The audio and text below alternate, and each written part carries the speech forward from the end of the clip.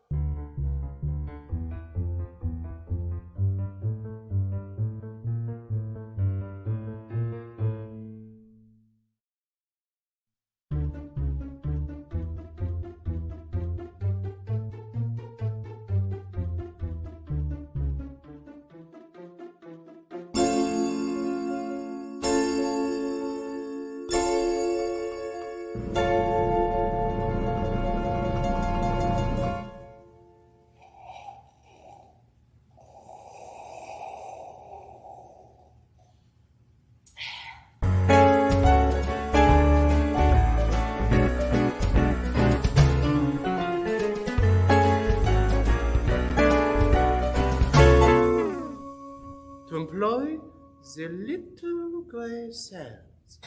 Poirot, one day I shall murder you.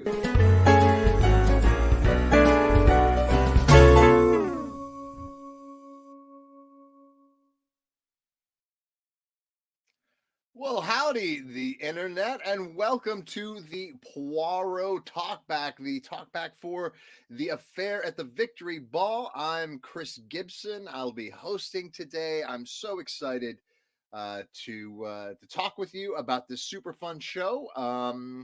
I'll be joined by none other than Stuart Landon and Rachel Landon and Benny Benameda, the cast of Poirot, and we'll be talking about the production process, taking your questions, just sort of talking about the show that we did. We're very excited about Poirot. It's a lot of fun.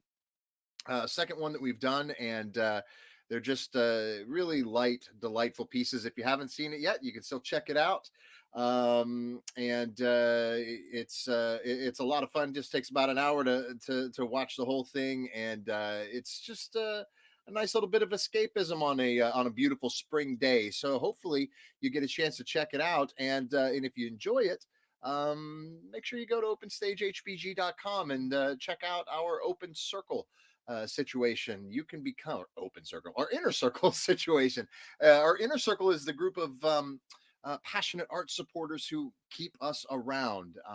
By making a monthly contribution to Open Stage, we have been able to present this entire season, our past 35th season, live or streaming to you for free because of our inner circle members. And there's lots of ways you can become involved with the inner circle. Go to openstagehbg.com to figure out more about that. But right now, let's jump right into the talk back. Let's welcome Miss Rachel Landon, my beautiful wife. Hi, Gibby. Well, hi, honey. It's great to see you. It's great to see you. It seems like you're just downstairs from me. I know, just a floor down. So close and yet so far. And an internet away. Well, you know, you wear many hats at Open Stage, literally and figuratively, because not only are you our marketing manager, but you are our costume shop manager and props master, and so your work is always cut out for you. But in this show in particular, Poirot, this one was super costume heavy. And you really had your work cut out for you because there were so many multiple characters that needed, not for me and Stuart. Me and Stuart we were done, right? You already had our costumes hanging on the rack from the first Poirot, but this one, you know, we delved into Commedia dell'arte, and then there are just the myriad of characters that Agatha Christie brings forth. So what was the well, I guess talk a little bit about the costume design itself, and were there any particular challenges that you faced?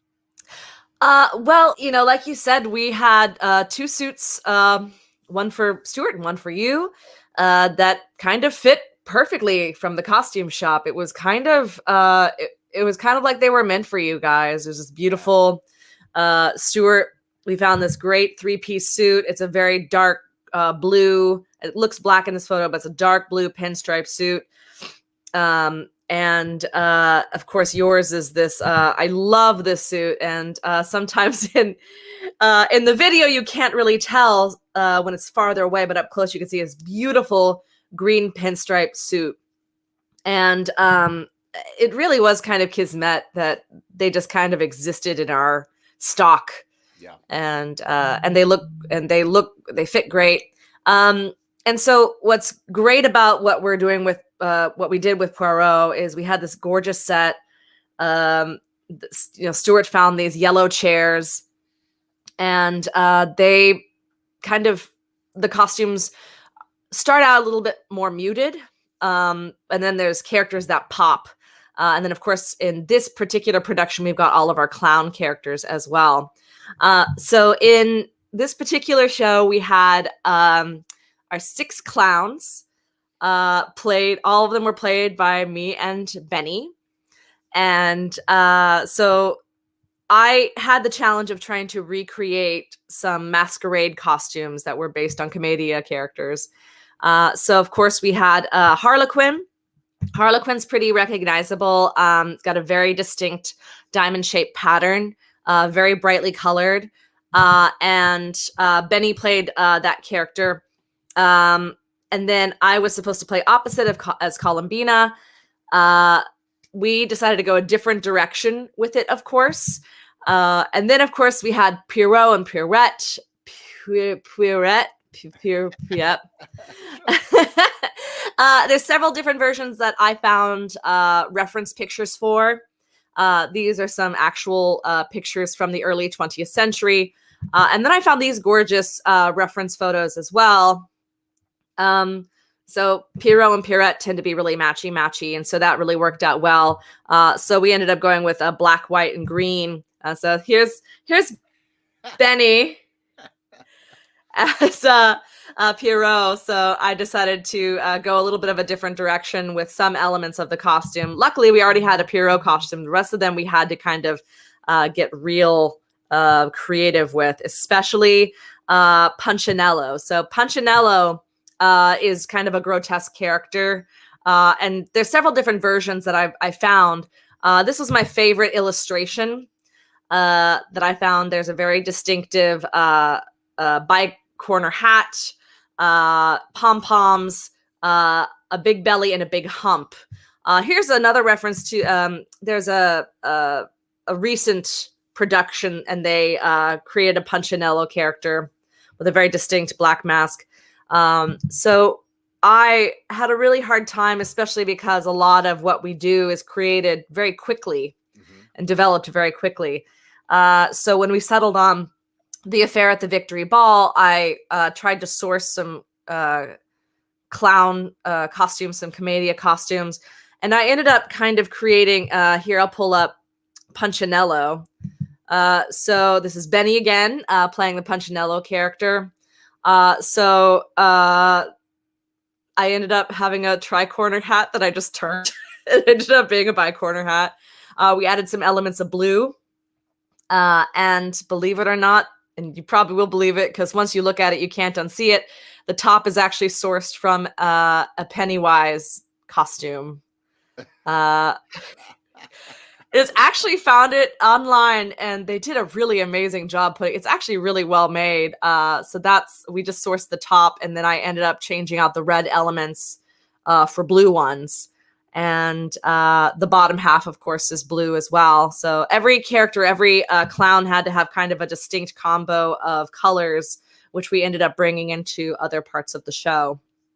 So a lot of what we ended up doing was really piecemeal, but it ended up looking very cohesive in the end. And that's kind of what I love doing, is this kind of guerrilla theater that's, you pull everything together very fast and very cheaply, and you make it look very well made and very expensive. But this particular costume was mostly held together by hot glue, I should say. So, well, I mean, that's not unusual.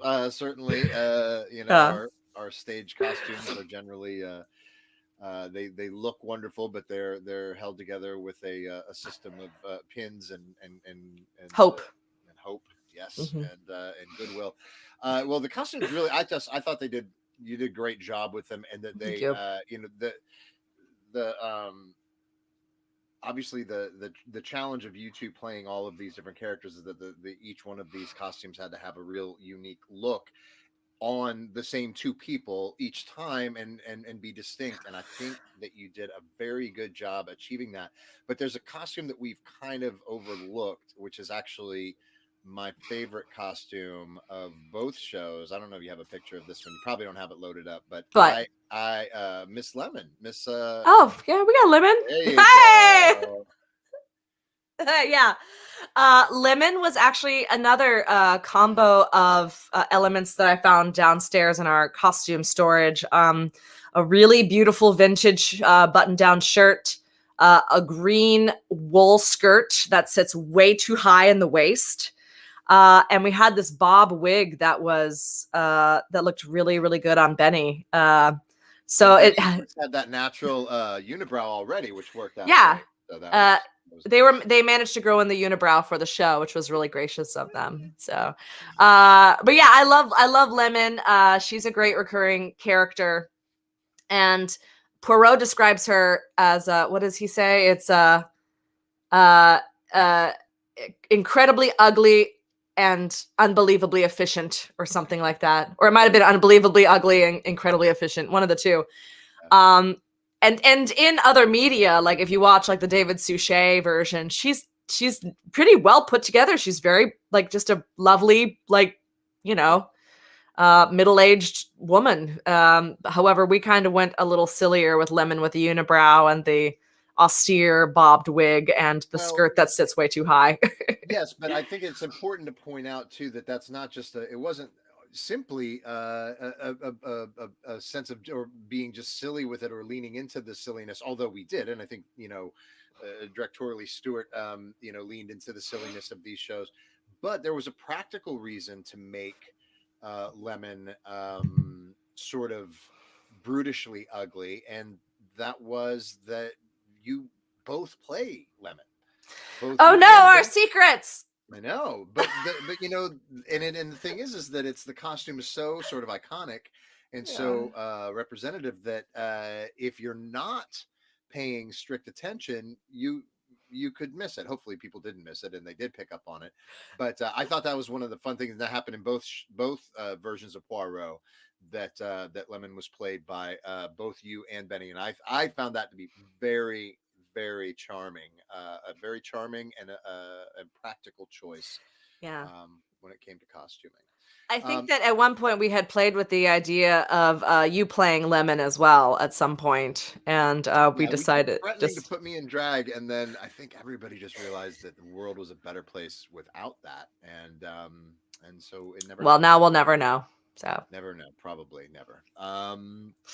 But yeah, it was. Were there aside from the challenges of working within a limited budget, which we kind of always do, but this season in particular, we were really pinching pennies.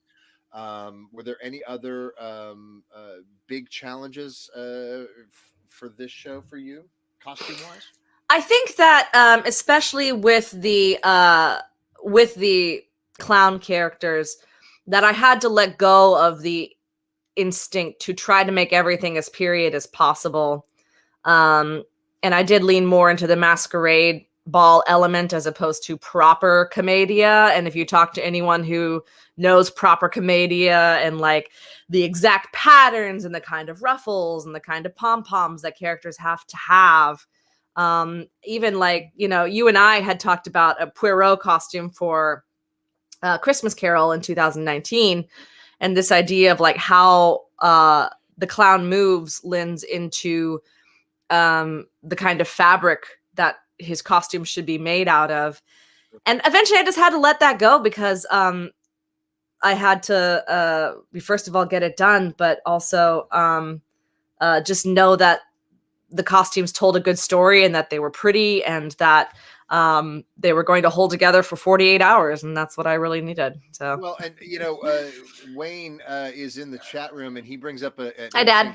interesting question. Howdy, sir, and that is, would you like to perform Poirot for a live audience? And I think that all of us, would much rather perform for a live audience in general. But the difference of creating costumes for a shoot, which is going to happen, essentially, basically one time, and as efficiently as possible. You know what I mean? You're going to get all the shots with that character, and then you're going to put that costume away, and you're not going to use it again. As opposed to doing a run of a show, if you were doing a longer live run, and those costumes were going to be seeing a lot more wear and tear and traffic, there would have been, I'm sure, a different way to approach that. But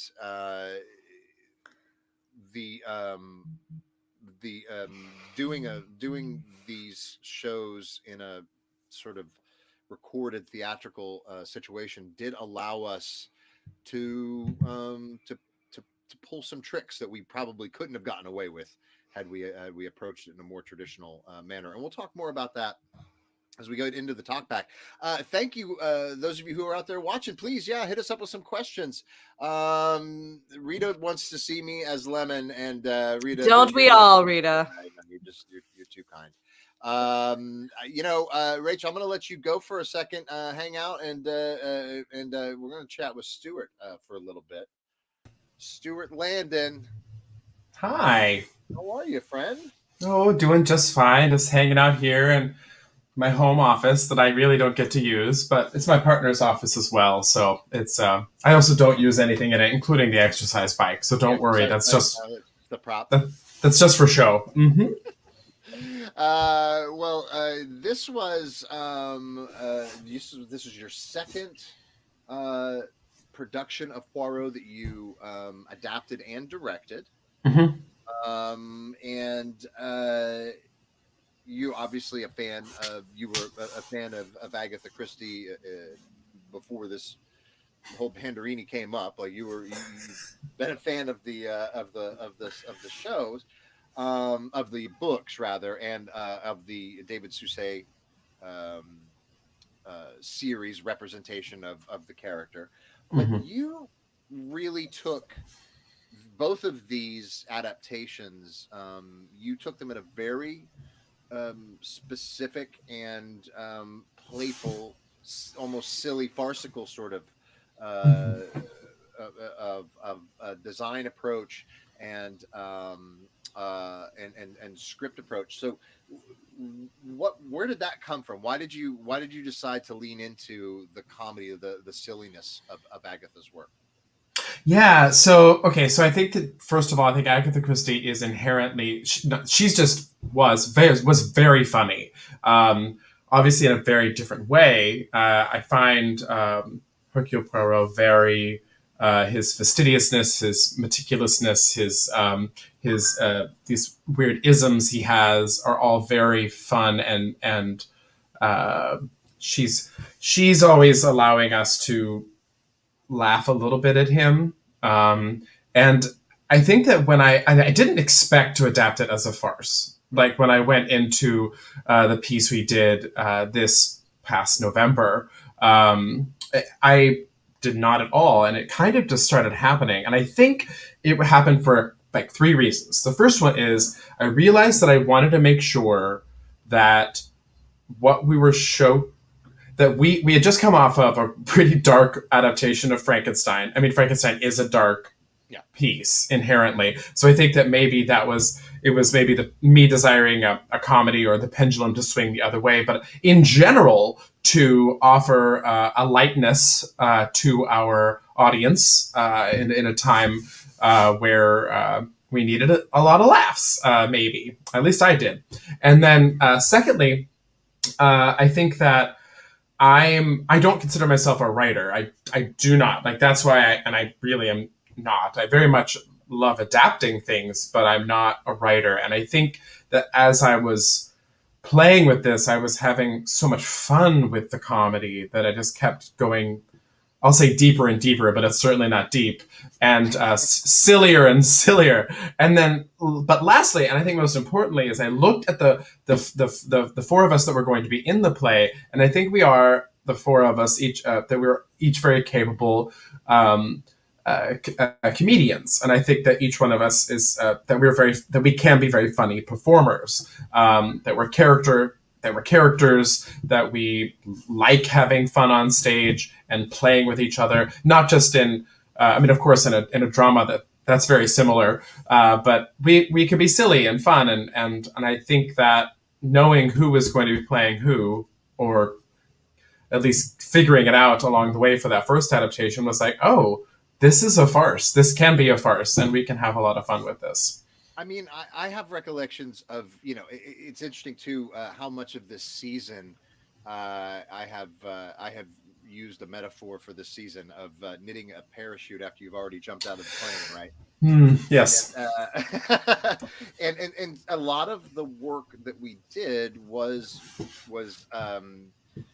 not that it wasn't well intentioned or created or well thought out in advance, but we were thinking on the fly, and we were thinking in the moment, and we were thinking in the room, and a lot of the creativity came from that room. And I think that there was a lot. I feel like a lot of the farcical nature of the first one came about of us just being in the room and needing to laugh. We needed to laugh, and we were right.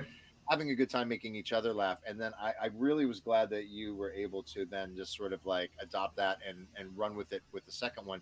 And honestly, one of my favorite parts of the second one is, and I wish we had done it with the first one too, was the outtakes at the end, because that gag reel really shows you what maybe the audience doesn't get is that we really have a good time working together. You know what I mean? We enjoy working with each other, and we sometimes to the point where it's difficult to actually get work done. It's true, because we can't keep a straight face through a take. And oh my God. But that was I thought it was a big part of the charm, and I'm really glad that you included that in the final cut, because to me this video season that we did, this digital season that we did, is obviously a way to keep our subscribers and our audience and our engaged, and but one of the things that I have missed, and I'm sure everybody has missed, is that sense of energy between the audience and the actors on stage. And I thought it was nice that we were able to at least share the fun that we had backstage with we're not backstage, but off in the cutting room floor, to be able to share that with our audience. And I hopefully they enjoyed that. Yeah. If you stopped watching when the plot was done, or the plot, as Poirot says, then I would continue. I would go back and watch the ending, because I have to say I really enjoyed editing that. It was neat to revisit the laughter, and it was silly, and it was difficult to get through some of the scenes. I mean, honestly, I think my dad says it pretty well, but he says that the mustache on the inspector, it was so difficult for me to look at Rachel. It was practically if you watch it, everyone, please, when you watch it, if you haven't already, please do look at the fact that I don't really make eye contact with Jap, because it's just so she was great, she was brilliant and just ridiculous, but like it was just so the look was so great, and it was so I did look at Jap, but not maybe as often as I should have, because there's a couple of moments that I could see myself like, holy moly, Stuart, you're about to break. And it's and sometimes it was your fault, Gibby, and sometimes it was Benny, but most of the time it was Rachel being the blowhard Jap. It was insane. It was absolutely insane. Tough character to maintain your own character in when she's working that dude, especially with the sipping of the drinks and the and I think that when Rachel couldn't keep it together, the big one was, and you see it in the outtakes, you can't really hear what she's saying because we were laughing so much, but she she's not used to facial hair, and so she had difficulty, like, because she would get the drink in this massive mustache, or like this, she would eat the mustache when she ate the sandwich. It was hard. It was. I'm not sure this one though. I'm not sure, Rita, that I don't know about that. I don't know. Yeah. I mean, I'm sure that if I put on the mustache, that I probably could have doubled as Jap too. Maybe that's what we should do next time: is have you play Jap and have Rachel play Poirot. I love that idea, and that's them's fighting words, Rachel Landon. Them's fighting words. All right, Stuart. I want to talk a little bit about these character actors that we're referring to, Rachel and Benny. So I'm gonna let you go for a minute and bring the two of them up there. And again, if you're out there in the internet watching, please drop a question or a comment.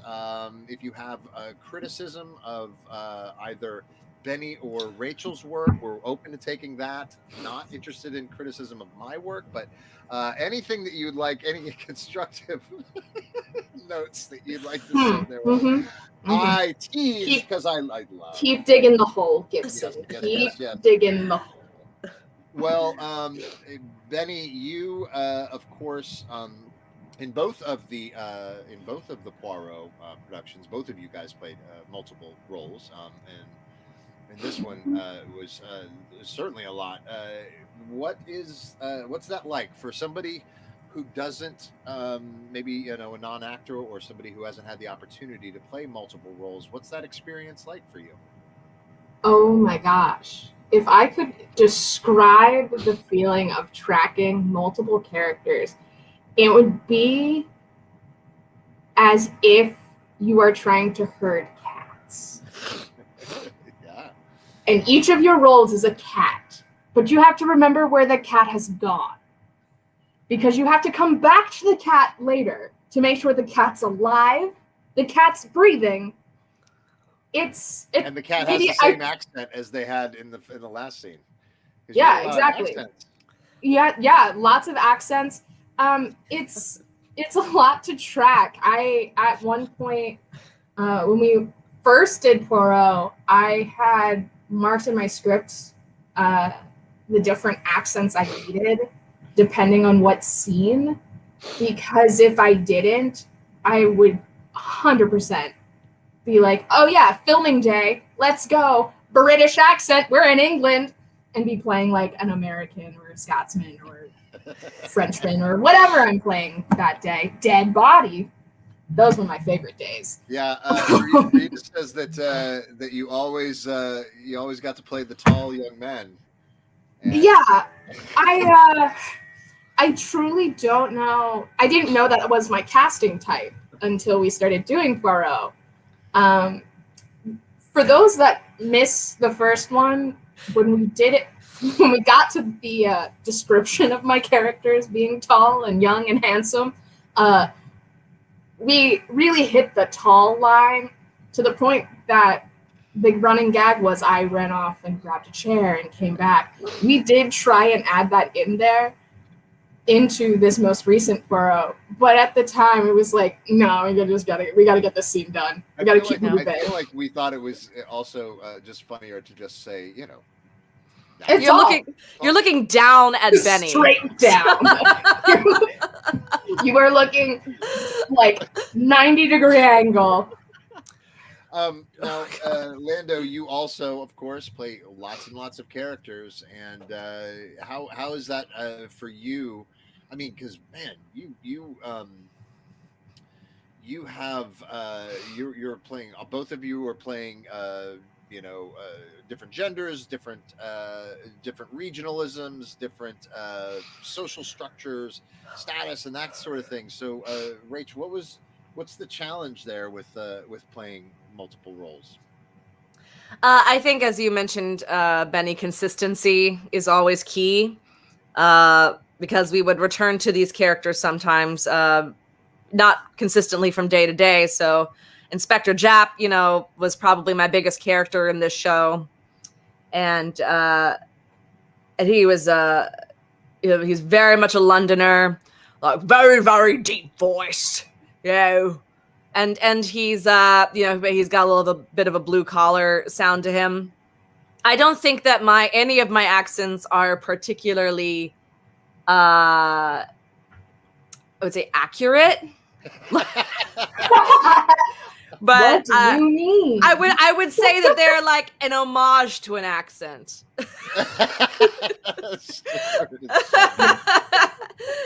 Yeah. We're not out here trying to fool anyone. Okay. This from the man who played the Belgian character in our show. I only had to do Hastings, so I have no criticism to give anybody. I'm just it was great to watch you guys work. Yeah, and everybody had to do so many different characters. You had it was like it was the essence of an accent, Reed. I think you're right, and also, but consistency is key in being able to establish whatever that accent is and making sure that you get back to it. I want to ask both of you the same question: which is your favorite of these multiple characters? That's like picking a favorite child. I also will say that doing a 1 hour version of this story, you don't get to live with some of these characters on screen as much as we do in our heads. So, like, for instance, Margaret is kind of this favorite cat. Margaret's kind of like she's supposed to be like this really sharp-eyed, but sort of just what's the word I'm looking for here? How would you guys describe Margaret? Like in my mind, she's kind of this. She's there, but and you can easily kind of dismiss her because she's this put upon woman who's with this famous actor. And she's kind of mopey and she's kind of droopy and wispy. And but that Hastings says something about that there was something behind her eyes that made her a little ominous. And, so you make up all these backstories and you fill in a lot of gaps. And I don't want to ruin anything for if you haven't seen it. First of all, watch it if you haven't watched it yet. Well, I thought Margaret was probably the most grounded character of all of them because the way you played her, it wasn't that you were giving away necessarily the ending of it, but there was definitely some levels of realness in what she was kind of trying to go through and in real time in the play, whereas some of the other characters were more broad and funny. And what was the one who had Jimmy? What was that? Oh, Malaby. Oh, we have a Malaby? Yeah, there she is. Amazing. With Jim. Jimmy. Whatever. Jimmy was the star of this show, really. I gotta tell you, Jimmy's a pleasure to work with. I don't know. I can't say that for the rest of you, but Jimmy is an absolute pleasure to work with. The only actor I would want to work with again after this year. That's fair. Quite honestly. Yeah. Sorry.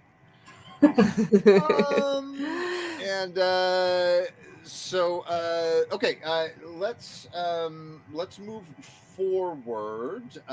Thank you, those of you out in the internet world, for posing questions and asking questions. If there's anything you would like to know from any of us, please don't hesitate. Steve Landon says, "You people have created a community not only built on creativity, but also on having more fun than most people ever get to experience." Go for it.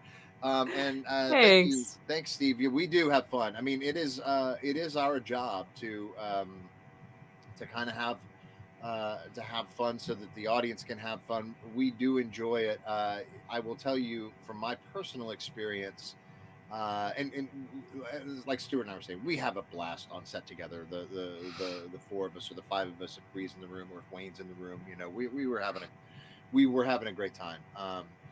But the sense of community and the sense of fun is a fraction of that which we are used to experiencing when our audience is in the room with us, and we are just absolutely chomping at the bit to get them back into that audience. And who knows, maybe one of these days down the road we will end up with a live action, a live performed Poirot. I think it would be fun. I will say about that is just that I do dream about bringing these stories back or doing something similar with one of the other Poirot short stories, and it will entail changing a lot when it comes to tracking and costumes and stuff like that. But I think that the stories, the reason that Poirot, and I'm sure Stuart can speak more to this, the reason that any detective character kind of thrives and survives over the decades is because people, first of all, I think people just love murder mysteries. But it's kind of like what Agatha says, V.S. Stewart, who wrote it, you have to have a good detective. And I think people would love seeing Poirot on stage in person and seeing these wacky characters that she created. And I do dream about how you would track these shows and all the Velcro that would be involved in those quick changes. So well, it would be a real challenge. I think it would be way more challenging to do these shows live than it was to do them. I would 100% agree. Just thinking of, there is a moment actually in Affair of the Victory Ball that Rachel and I do change in sequence. And without a doubt, that is my favorite part of the whole thing. Yes. And okay, so it is right before the denouement, and basically Poirot has called everyone into his house to have a little bit of theater, and has hired like performers to come to his home. Well, he's so extra. Poirot is so extra. He's like extra. That. Obviously, though, instead of just saying that, we have to show you all that people are coming into the house. So the sequence that is the lighting man, the actors, and then Jack is shot continuously. Rachel and I are behind the camera, taking off costumes, putting costumes on, helping each other. And fun fact, the Jap mustache is in that entire sequence because we just didn't have enough time to put it on and off. Wait, what was the name of our actor characters again? It was Marie was your name. Yeah. What did you call me? It was something. See, we also ad-libbed half the time. At one point, because of Vile French Cigar, my lighting person was French, and so I walked across the stage being like, "Oh, oui, baguettes, oh!" That was it. That was all I said. Very rude, very crude. That scene is very very reminiscent of the Muppet Show. Yes. In the sort of character work that you guys did and the framing of it, was sort of like moving across the, you had me and Stuart in the frame, and then you guys sort of moving across. I love it. My favorite part of the whole thing. But like, you have to imagine that that's going to be what this is live. Yeah. But 300-fold. Oh God. Yeah. So it's just a nightmare in my head. We had to take off our shoes because because we were mic'd and our shoes would clomp too much. You would hear us like clunk, clunk, clunk, clunk, clunk, clunk, clunk, like running around the cameras, and so we had to take off our shoes. It looks to do it. Really came and it looked really good. Amazing. Yeah. All right. Enough of you two. Getting rid of you and getting you off the screen and getting Stuart back on the screen so we can talk more about me. Yeah, more about you, Gibby. So, one thing that I'd love to hear your take on is and of course, all four of us know this very well, but I want to hear you talk about it because the idea of what the process of filming plays this season at Open Stage. The idea of, and we've gotten this question a lot, and I think I think that we each would say the answer is probably the same, but would say different parts of it. But the question of, is it technically or logistically more difficult to do these filmed productions than putting on a regular play as we did in the before times and as we will again in the after times after this great intermission? Right. Well, I mean, obviously, there are from my perspective, there are certain things that seemed just effortless in the recording. You know, the ability to, oh, I flubbed a line. Well, let's just re-record that scene. Not a problem. You know, like that's wonderful. But to my tastes, those are the kind of things that you would sort of work out in the rehearsal process, right?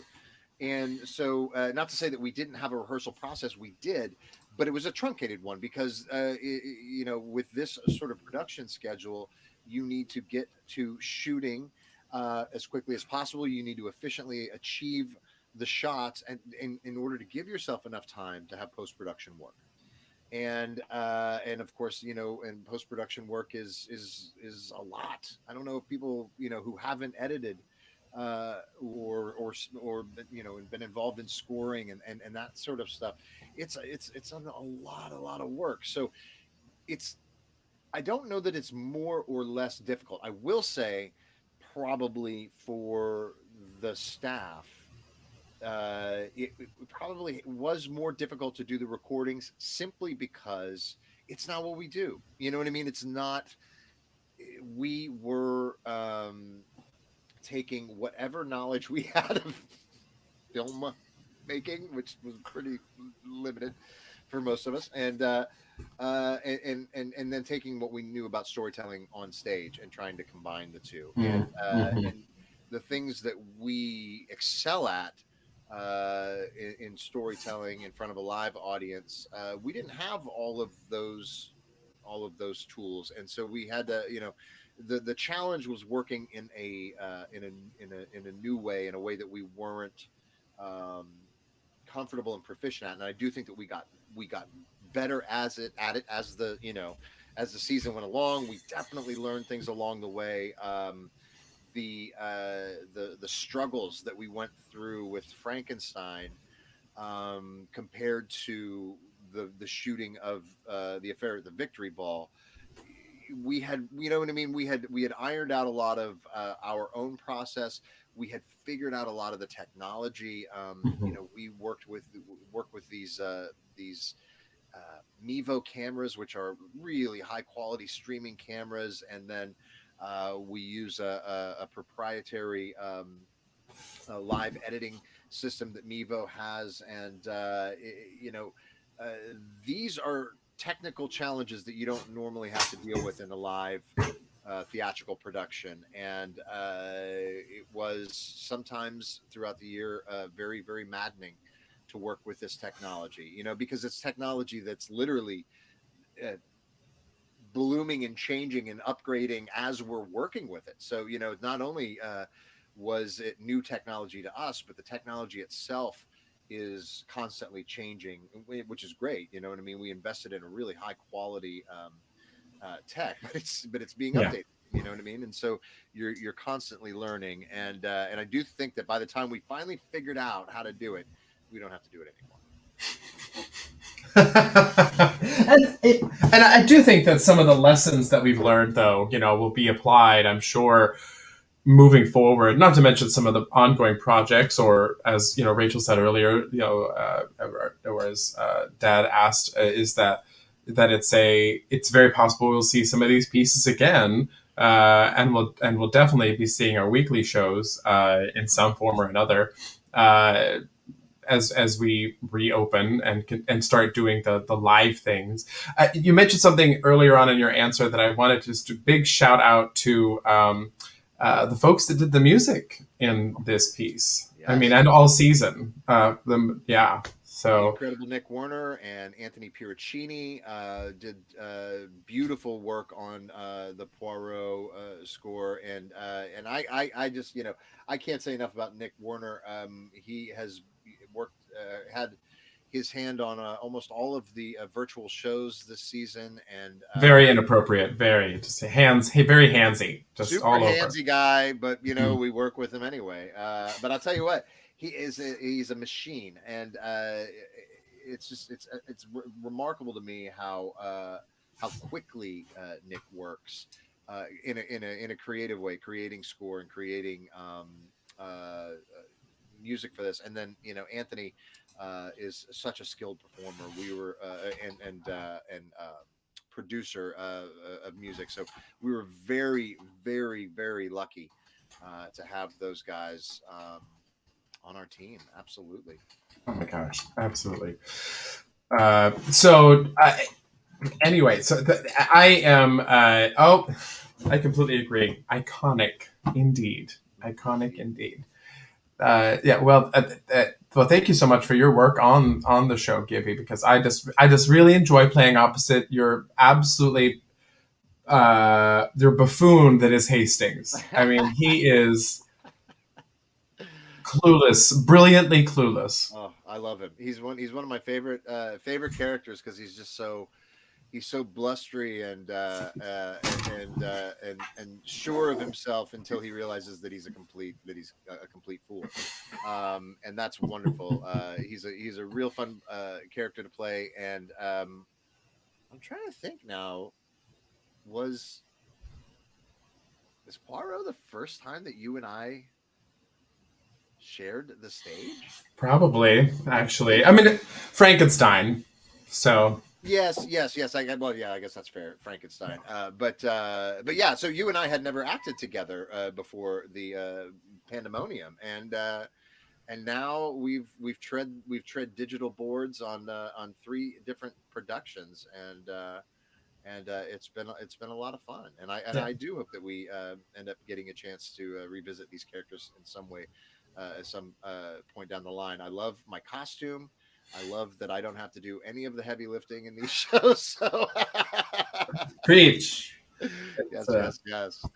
All right. Well, I think if there are no other questions from the audience, I think we'll go ahead and wrap it up. I think that before we go, I do want to touch. What is this, Rachel? You only on stage to kill Stuart's character. That's true. Oh yeah, my character that was on stage specifically so somebody else could be killed. That's what that is. It's true. But hey, let's talk a little bit about the inner circle before we wrap this up, because if it wasn't for them, this season would not have happened.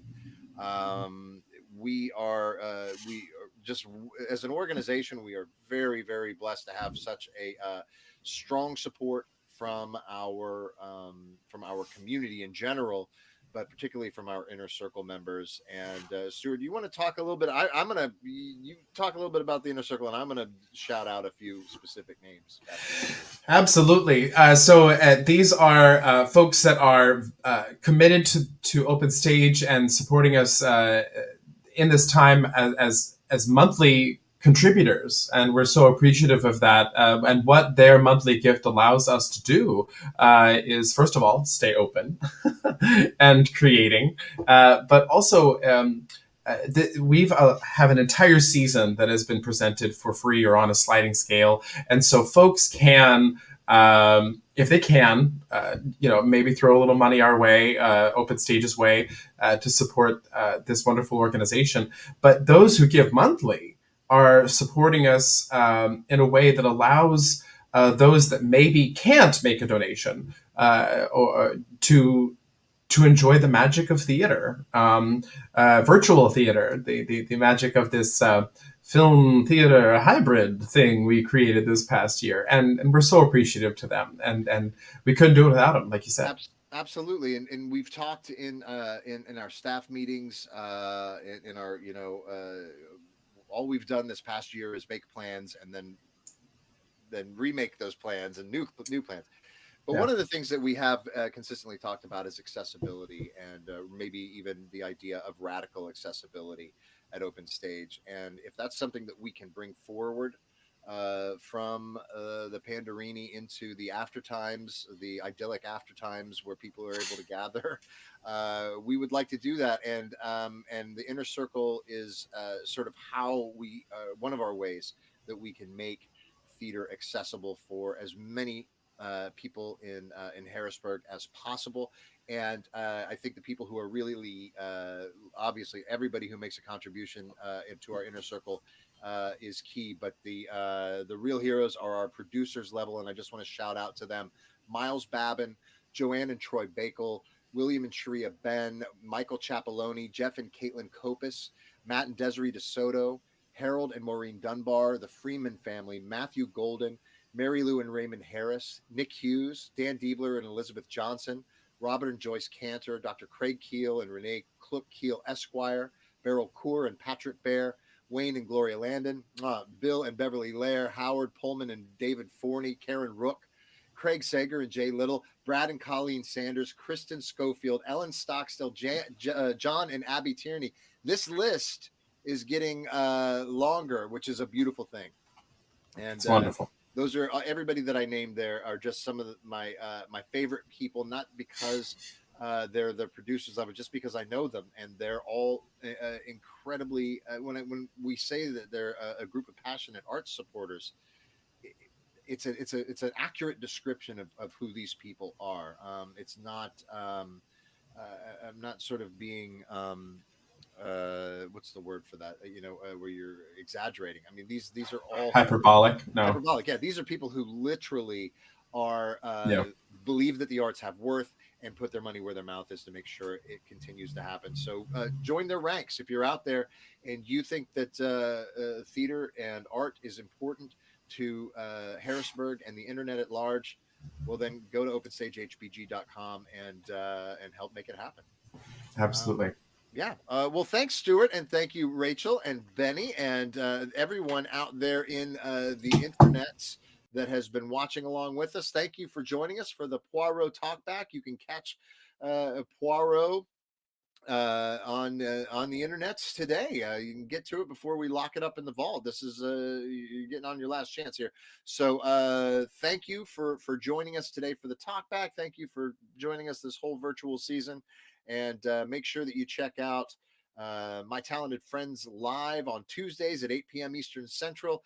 The Obstructed View on Thursdays at 8 p.m. Central, and Harrisburg Black News Beat on every other Wednesday, second and fourth Wednesdays at 8:30 p.m.